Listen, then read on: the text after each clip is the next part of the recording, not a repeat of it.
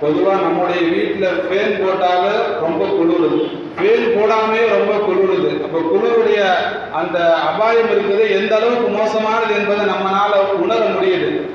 வீட்டுக்குள்ளாக இருக்க நமக்கே இப்படி இருக்கும் பொழுது, வீடே இல்லாம எந்த மறைப்புமே இல்லாம எத்தனையோ மக்கள் இருக்கிறாங்க, சாலையோரங்கள்ல இருக்கிறாங்க.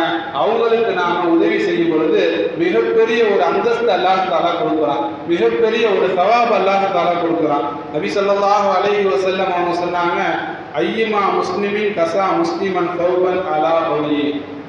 எந்த ஒரு முஸ்லீம் பிற முஸ்லீமுக்கு ஆடை வாங்கி தருவாரோ, ஆடை இல்லாத பட்சத்தில், அதாவது பொதுவான ஆடை இல்லாத பட்சத்தில், அல்லது அந்தந்த சீசனுக்கு தோதுவாக தன்னுடைய உடம்பை பாதுகாத்து கொள்ள முடியாத ஆடை இல்லாத பட்சத்தில் அந்த மனிதனுக்கு யார் ஆடை வாங்கி கொடுப்பாரோ, கஸாஹுல்லாஹு மின் ஃபுதலில் ஜன்னா, அல்லாஹு தஆலா அவருக்கு கொடுக்கக்கூடிய மிகப்பெரிய ஒரு வெகுமதி நாளை மறுமை நாளில் சொர்க்கத்தில் ஆடைகள்லேயே சிறந்த ஆடையான பச்சை நிற ஆடையை அல்லாஹு தஆலா அணிவிப்பான் என்பதாக நபி ஸல்லல்லாஹு அலைஹி வஸல்லம் அவங்க சொன்னாங்க.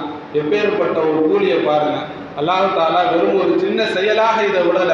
ஒரு மனிதர் மேல இறக்கப்பட்டோம் அப்படின்னு சொன்னா கண்டிப்பாக அல்லாஹு தஆலா நமக்கு மிகப்பெரிய ஒரு வெகுமதியை கொடுக்கக்கூடியவனா இருக்கிறான். இன்னைக்கு ஒரு 300 ரூபா 400 ரூபாயில ஒரு போர்வையை ஒரு மக்களுக்கு நாம் வாங்கி கொடுக்கிறோம், குளூர்ல நடுங்கி கொண்டிருக்கக்கூடிய ஒரு மனிதருக்கு வாங்கி கொடுக்கிறோம் அப்படின்னு சொன்னா, நாளைக்கு அல்லாஹு தஆலா இந்த உலகத்தையே கொடுத்தாலும் கிடைக்காத சொர்க்கத்து ஆடைகளை நமக்கு கொடுக்கக்கூடியவனாக இருக்கிறான் என்று நபி ஸல்லல்லாஹு அலைஹி வஸல்லம் அவர்கள் சொன்னார்கள். கண்ணியத்திற்குரியவர்கள், நாமும் இந்த குளிரை விட்டு பாதுகாத்துக்கிறதுக்கு என்னென்ன விஷயங்கள் எல்லாம் செய்யணுமோ அது எல்லாத்தையும் செய்யணும். அதே போல நம்முடைய பக்கத்தில் இருக்கவங்க யாராவது சிரமப்பட்டுக்கிட்டு இருந்தாங்க அப்படின்னு சொன்னா அவங்களுக்கு நாம் உதவி செய்யக்கூடியவர்களாக இருக்கணும்.